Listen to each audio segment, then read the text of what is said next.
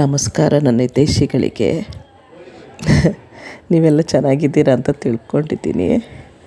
ನನಗೆ ಈ 4 ದಿವಸ ಕಂಟಿನ್ಯೂ ಆಗಿ ಕೃಷ್ಣಂದು ನಾಮಕರಣ, ಅವ್ನಿಗೆ ಅನ್ನಪ್ರಾಶನ ಎಲ್ಲ ಕಂಟಿನ್ಯೂ ಆಗಿ ಫಂಕ್ಷನ್ ಇತ್ತು. ಆದ್ದರಿಂದ ಸ್ವಲ್ಪ ಸುಸ್ತಾಗಿ ಹುಷಾರಿಲ್ಲ. ತೋರಿಸೋದಕ್ಕೆ ಡಾಕ್ಟ್ರ್ ಶಾಪಿಗೆ ಬಂದರೆ ಅವರು ಸ್ವಲ್ಪ ಸುಸ್ತಾಗಿ ಹೋಗಿದ್ದೀರ, ಒಂದು ದಿವಸ ಅಡ್ಮಿಟ್ಟಾಗಿ ಸರಿ ಆಗುತ್ತೆ ಅಂತ ಹೇಳಿದ್ದಾರೆ. ಅಡ್ಮಿಟ್ ಆಗಿದ್ದೀನಿ. ಏನಿಲ್ಲ, ಸ್ವಲ್ಪ ಸುಸ್ತು, ಕೋಲ್ಡ್ ಆಗಿದೆ, ತಲೆಭಾರ, ಮೈಕೈ ನೋವು ಅಷ್ಟೇ, ಇನ್ನೇನಿಲ್ಲ, ಆರಾಮಾಗಿದ್ದೀನಿ.